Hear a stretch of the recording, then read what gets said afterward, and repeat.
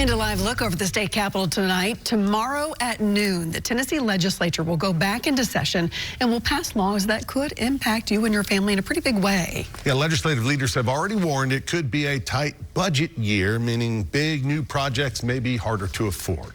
Our Chris Davis sat down with 6 different lawmakers to get a better idea of what they're going to possibly debate this year.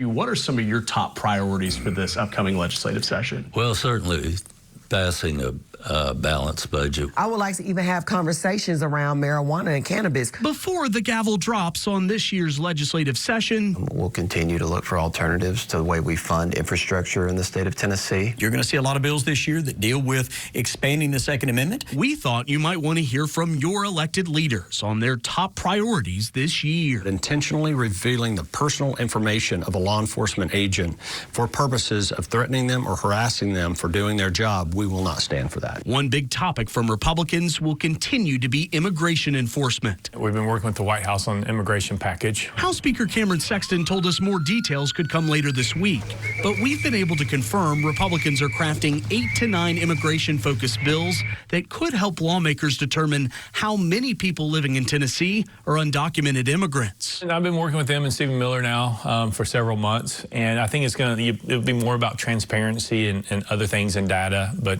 it's a definite direction that we're going where no one else is going. Another topic top of mind for both parties. We know affordability is tough. Tennessee families are facing increasing cost in every way. Last year, both parties pitched their own versions of ending the 4% grocery sales tax. So in a perfect world, we would do a total repeal of the grocery tax. Speaker Sexton indicated he won't support an across-the-board cut, but is open to a compromise. I'm not looking to remove sales tax on Snicker bars and candy bars and sugar cereal. But do we want to move it on, fresh produce and other stuff like that, fruits and vegetables? That would be the way I would go if we were going to do it. Do you think that that's viable, or is that later in the session? No, I mean, I think it's viable. You might not be able to do it all at once. Democrats still want a full repeal. It's about priorities. Who do you care about the most? Giving corporations a tax relief or giving the people that hold this state up every single day, who go to work, who fund everything, who are building our roads, who are taking care of our children? Speaker Sexton also brought up wanting to make childcare more affordable. Helping employee and employer relationships, maybe with some subsidies for some high-level learning centers. I know personally from personal experience, childcare is just unaffordable. That's important to Democrats, too. They just have different ideas on how to solve it. We really want to use education vouchers. We need to give vouchers for childcare, not for private schools. Chris Davis, News Channel 5. And Chris will be at the legislature, keeping a close eye on everything for us once again this year. He's one of the best at it.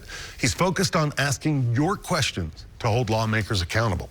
If you have particular concerns, maybe about school vouchers, other issues that you'd like for him to ask lawmakers directly, scan this QR code and send him an email. He would love to hear from you.